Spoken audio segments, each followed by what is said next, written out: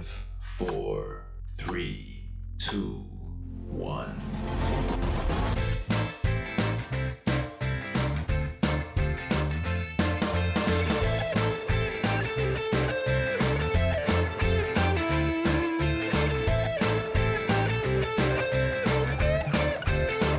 Hello and welcome to Troy TrojanVision's The Week That Was, covering the news and events for the week ending Friday, October 4th, 2019.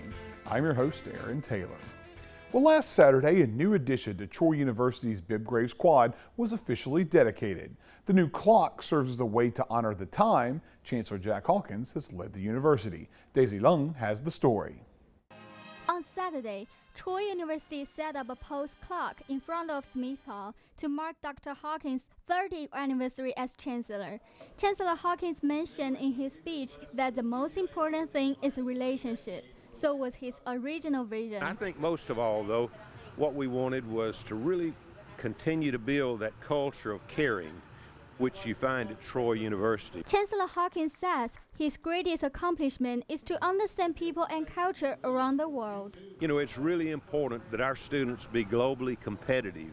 Based on that appreciation, you build lasting relationships, because I'm convinced that all of us in this world want the same thing.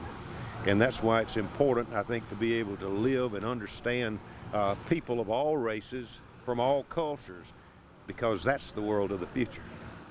And the MC given says Chancellor Hakwins crystallized his vision of making Troy University an international university.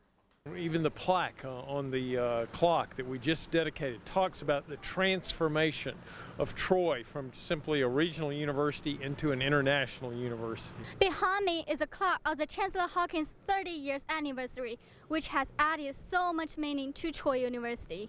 Well, this clock has a symbolic value. I mean, it has an aesthetic value. It's beautiful, it fits in. And what better to mark 30 years than this beautiful clock that makes you think of all the time that Dr. Hakwins has put in to making this university a great university and helping guide it through these 30 years. Daisy Lung, Troy TrojanVision News.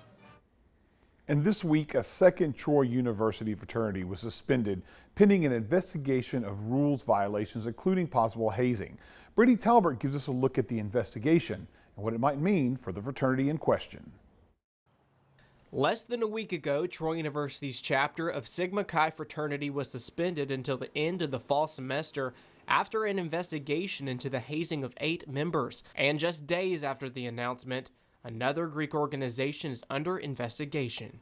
Brothers of Troy University's Sigma Chi fraternity can still live in their chapter's house, but all further chapter activity has been suspended. And just a few steps away over at Delta Kappa Epsilon, the group is now also on the university's radar for the alleged mistreatment of some of its members. Troy University Dean of Student Services Herbert Reeves says the university first caught wind of the issue through a hazing hotline set up by Delta Kappa Epsilon's national leadership.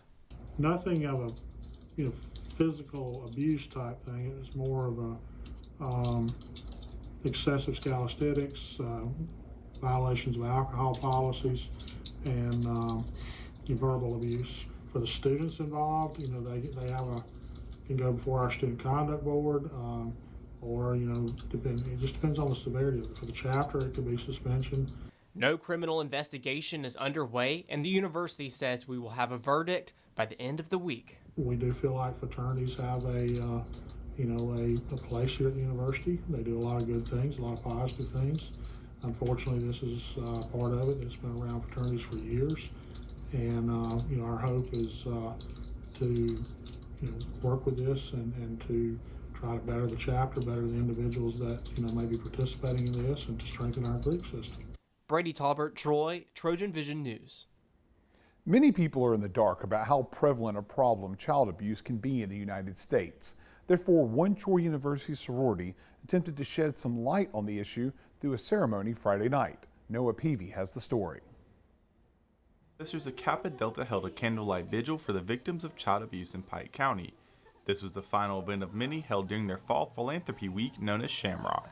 Tonight we're here to just have a candlelight ceremony in honor of those children who have been abused or have been in heartbreaking situations. We actually help a lot with the Pike Regional Child Advocacy Center. Like yesterday, we actually did a teddy bear march. So we marched with teddy bears to the police department to donate bears to them so that they could take these bears on calls and give them the children to comfort them. The bears weren't the only thing collected, as KD also raised money for Prevent Child Abuse America and the Pike Regional Child Advocacy Center. But we actually, all our money that we raise, 80% of it goes to the Pike Regional Child Advocacy Center, so it stays here in Troy, Alabama, and helps them run their center. Throughout the vigil, the sisters shared statistics from child abuse in Pike County, explaining the importance of education and the prevention of abuse. I just hope that they become more aware and just let it be a reality check of what actually happens in Troy, Alabama and the surrounding counties. That there's 300 children that go through in 1 year in Troy, Alabama, and I just hope that they understand, like, it may be happening in other places, but it's also happening here, and the way to stop the cycle is to be aware of it, and that's what we're just trying to do. One sister came forward to share how child abuse personally affected her. 300 candles were lit as a visual representation of each child that came through the CAC's doors last year. Even though Kappa Delta Shamrock does not run all year, if you want to volunteer or donate to the CAC, their doors are always open. For Troy TrojanVision News, I'm Noah Pevey. Having the right clothes for the job might be difficult on a college student budget. However, on Wednesday, the cost of professional attire was good for anyone's budget, free from the Career Closet. Shaaz Peerani has the details. The Troy University Student Services doubled their turnout in just their second annual Career Closet this year. The Career Closet had items ranging from shoes, belts, jewelry, and business casual clothes for men and women both. So today we're having our Career Closet. Basically, we're opening it up for students to come and pick out 3 free professional items to start building their wardrobe. Dressing professionally is key. Anytime you're networking or meeting with employers, we have our career fair in a week, so we wanted to be able to help students get professional clothing, but for free, so that way they don't have to worry about paying for it. And free is a key word, as student Calvin Morris says it's not only helpful for students here, but especially for those who come to this international university from other countries. It's super important, and not just important, but it's very convenient too that it's right here on campus, and it is good for the international students too who come here, who don't have a lot when they come here. And it's a huge opportunity for not just me, but for the people that have came here from overseas and they don't have the monetary funds to go out and get suits and get it hemmed and trimmed and all that cool stuff. So yeah, this is awesome. This is great. Once you get your new swag from the Career Closet, it's time to impress employers next Wednesday, as a career fair will be held from 10 to 2 p.m. at the Trojan Arena. Shaaz Peerani, Troy TrojanVision News. We'll take a short break. When we return, 4 Troy University professors help tell the history behind some artwork on display at the International Art Center. Stay tuned. We'll be right back. You might start on a Troy campus or at your kitchen table. Wherever you start, you'll be more than a student. You'll be part of the Troy family, armed with the education, values, and skills you need to succeed. Ready to lead today's global workforce. No challenge will feel impossible. No dream will be out of reach, because we will be with you all the way. Trojan Warriors, one and all.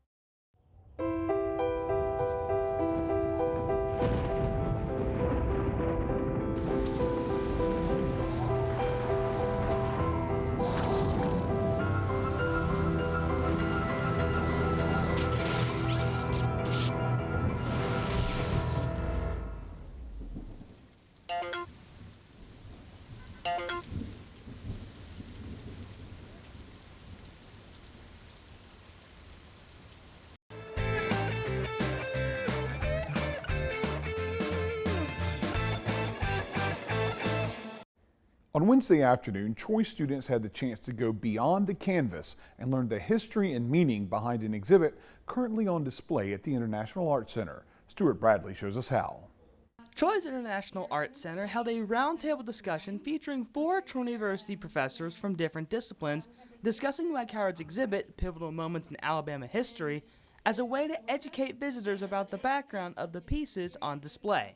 I love having the event that combines the history and the art. That's something I try to do in my classes, is bring in the culture, because history isn't just this, isolated, dusty old facts about the past. It's what has created our world, and it is culture and it's life. So I love having that relationship here between the art center and the history, and also bringing in sociology and poli-sci and art history and all these other fields to get some really great perspectives on the art here. IAC curator Carrie Jackson says being able to collaborate with Troy's professors adds another layer to the center's mission. Well, an event like this roundtable that we have for Mike Howard's exhibit is an important part of what we're trying to do here. We're trying to offer more opportunities for students and the public, anyone in our space, to be connected to this art. It's not just about art students or art majors. It's really, we wanted to pull in other areas of our university. It's an important element of who we are. It makes us unique. Tucker says being able to relate to the history behind the images will help provide those viewing the pieces with better understanding of their meaning. I think it's great because, again, people tend to think of art and history as separate, but what you really see here in Mike Howard's work is the combination of the art and the history, and you can't understand what's going on in the art and why it's so important if you don't understand the background, the events, the larger context of what's going on, and then the art helps you then understand the history and the emotions and the moments that were going into these events. In addition to Tucker, Public Administration Professor Dr. Melissa Bailey, Sociology Professor Dr. Genevieve Brooks, and Art History Professor Dr. Kenyon Holder also sat on the panel. Stuart Bradley, Troy TrojanVision News. The name Machiavelli may ring a bell even if you aren't an avid reader, and his most famous work, The Prince, is frequently studied in English classes. However, an original copy of that 16th century work currently resides in the Troy University Library, and Thursday afternoon visitors to the library had a chance to learn more about the book. Allison Polk explains. It is better to be feared than loved. These are the wise words from famous historian and author Niccolò Machiavelli. Machiavelli's most famous book, The Prince, was the topic of discussion on Thursday afternoon during a lecture by Tom Horton in the library. I was given a selection from the books that are on loan, the rare books, and I chose Machiavelli for a lot of reasons. I'm personally interested in him. I taught something about him in my teaching career for 35 years, and it seemed like a fun thing to do. The discussion of The Prince is one of the many lectures the library is hosting for their Remnant Trust exhibit. The Remnant Trust is connected to Texas Tech University, and it's a large collection of antique documents, first edition books, manuscripts, and we currently have 30 artifacts from their collection that are on loan. Machiavelli wrote The Prince as a guide on how to acquire and maintain political power, and even though the book is almost 500 years old, it is still relevant today. Machiavelli believed that the subject of governing could actually be studied and dissected, with parts of it good, parts of it bad, parts that could be made better, things that would work, things that have been tried before that don't work, and nobody had ever done that before.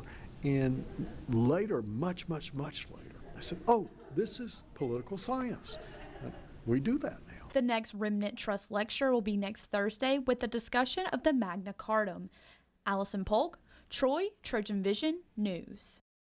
Preparations for homecoming week, the Troy versus South Alabama game, and campus safety were all topics of discussion within the Student Government Association Senate Tuesday night.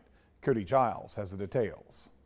Every week, the Student Government Association meets to discuss ongoing issues with the campus community. This week was no different as the SGA members discussed a few upcoming events. We talked a lot about the career fair coming up and some organizational logistics behind that. We talked a lot about the South game coming up, as well as talked a lot about homecoming details. We're planning on having a few new events, but also keep the tradition that we've had in the past with homecoming.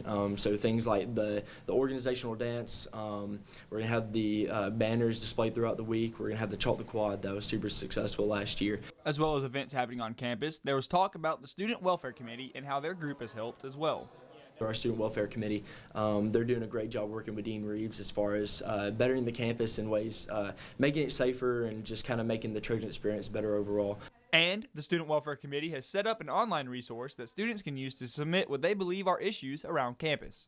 They have a Google Doc on the Troy Students Facebook page where it's open to everyone to kind of submit their kind of concerns on campus, whether safety concerns or if they see something that could make it better or just make student life better for everybody. Lastly, there is an officer for the Troy University Police Department that has done outstanding work that required some recognition. We passed a commendation resolution tonight for Officer John Daniel Johnson, who works for the Troy University Police Department. He has influenced the lives of several students on campus and off campus, and we kind of wanted to recognize him for that, and we're going to be inviting him to our meeting next week to officially present him that commendation. We're going to take another quick break, and when we come back, we'll have the sights and sounds of the annual Pike County Fair. It's coming up right after this, so stay tuned. The Helen Keller Lecture Series at Troy University celebrates the life and legacy of Alabama's most famous citizen. Helen Keller overcame great odds to become the world's foremost champion of those with special needs.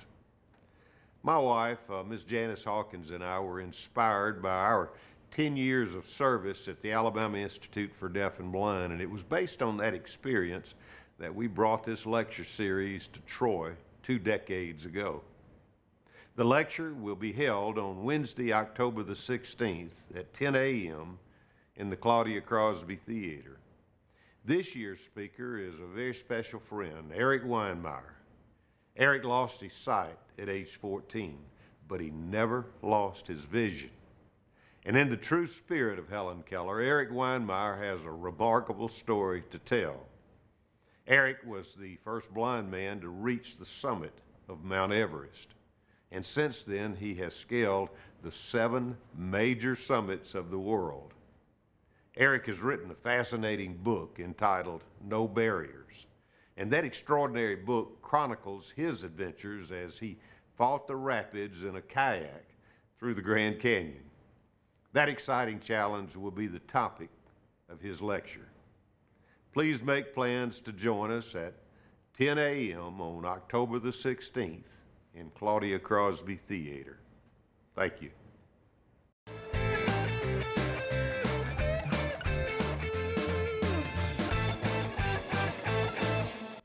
Troy University's Trojan Outreach normally hits the campus to spread knowledge about health issues relating to college students. However, last Thursday, the group went off campus to test the knowledge of Troy students. Seth Carpenter shows us why.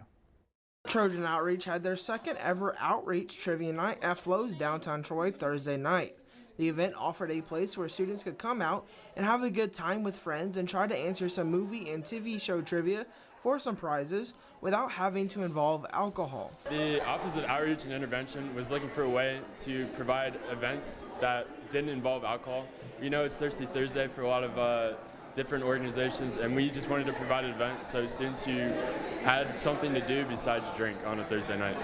But trying to find a place that didn't serve alcohol is what led Trojan Outreach to choosing to have the event at Flo's. So we chose Flo's because Flo's is one of the few restaurants in Troy that doesn't serve alcohol, that also had the space for us to hold this event. So far, the event has been a success, having a good turnout both times. And we've had great turnouts both times. We had over 100 people show up to the last event. I think as of right now, we're only halfway through this event, and I think we're close to 70 people already. So we've had a great turnout both times. And one of the participants talked about why he enjoyed the event. It's a good night to come out and kind of enjoy good food, fellowship, and just be around good community of friends and whatnot. And it's a good opportunity to support Trojan Outreach and our student leaders, as well as Flo's and surrounding local businesses. So all in all, a really good night. Seth Carpenter, Troy TrojanVision News. After a week off for some fellowship with another organization, Troy University's International Student Cultural Organization returned to its roots by spreading some knowledge about one of the countries Troy's international students come from. And this week featured the home of the largest group of international Trojans, China. Khaleesi Bai has the story. Thursday night, International Students Cultural Organization hosted a Chinese night. It allowed students to learn about a different China.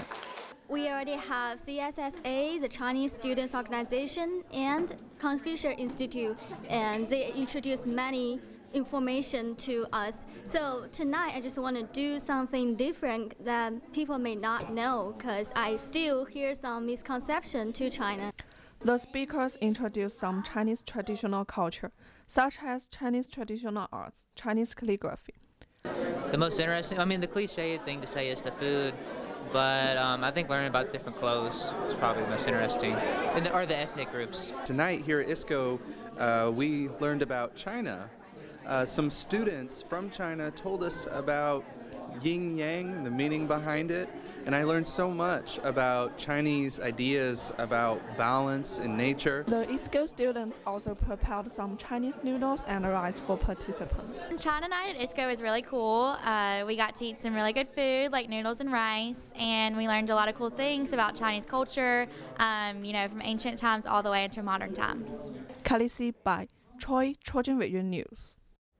It's fall, and that means it's fair season, and Pike County was no exception. The Pike County Fair opened its gates to fair goers this week. Sam Granville gives us a look at all the midway fun. 3 favorite things here. What would be your 3 favorite things? Rock and roll, Ferris wheel, and cotton candy. You heard it. The Rock and Roll Thrill Ride, the classic Ferris wheel, and the cotton candy are just a few attractions that the Pike County Fair has to offer. The fair is sponsored by the Troy Shrine, and for those that have been around a while, they know that this is no new event. The history of the Pike County Fair is when I was a little boy, 1945, out on the Banks Highway. The fair opened Tuesday night and will have special events every night this week, including live entertainment and music.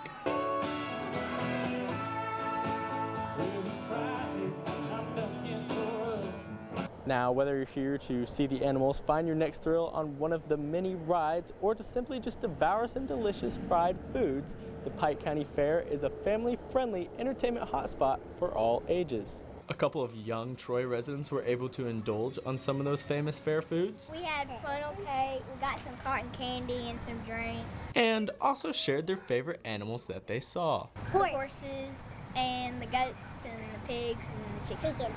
Children is really our bag because they are tomorrow's future, and their welfare and health and everything is a main concern of a Shriner like me. The Pike County Fair will be open every night this week at 6, with the final night being Saturday, October 5th. Sam Granville, Troy TrojanVision News. Well, it's time for our last break. When we return, we'll learn about this year's Helen Keller lecture. Stay tuned, we'll be right back. At Troy University, we offer military students more than just flexibility and convenience. We offer top-ranked programs that are an investment in your future. And like the military, you'll be part of something. A powerful network of more than 158,000 alumni worldwide. And we will be with you all the way. Proudly serving our military since 1950. Trojan Warriors, one and all.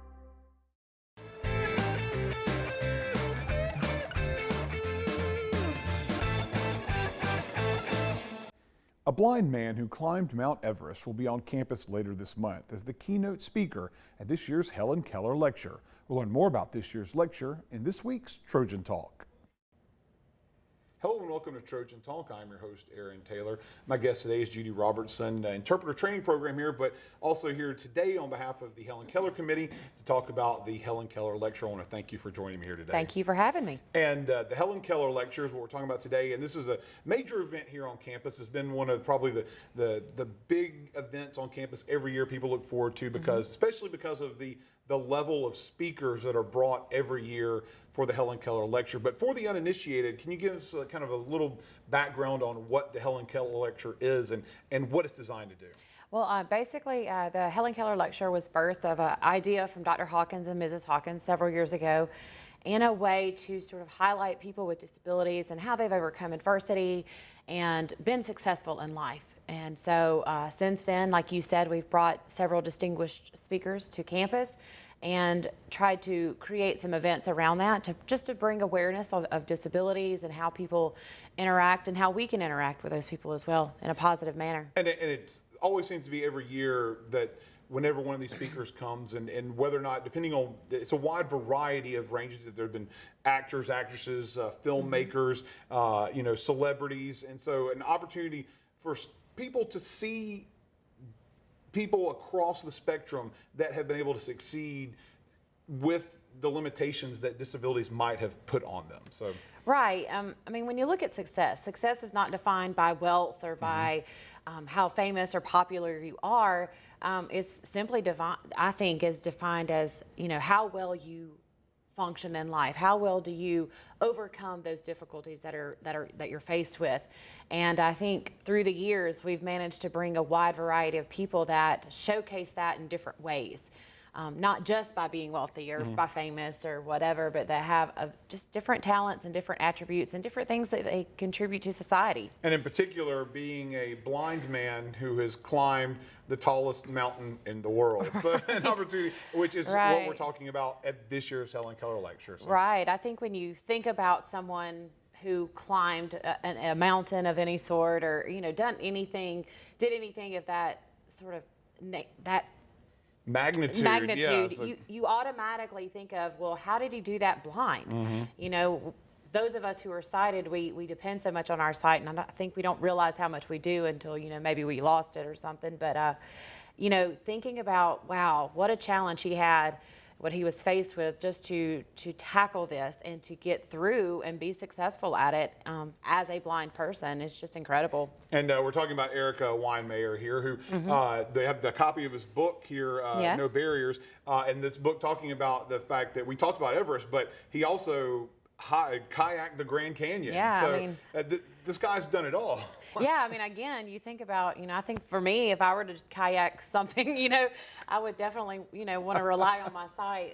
And just it's incredible just to think about how he overcame the adversity he had and went through. And he's been here before. He has. This is, for anybody who's attended the Helen Keller lecture, it may sound familiar because he has been a guest in the past, but there's another level of familiarity with him and this book in particular, especially to some of our students here on campus. Yes, you're correct. Last year, in 2018, it was the freshman reader.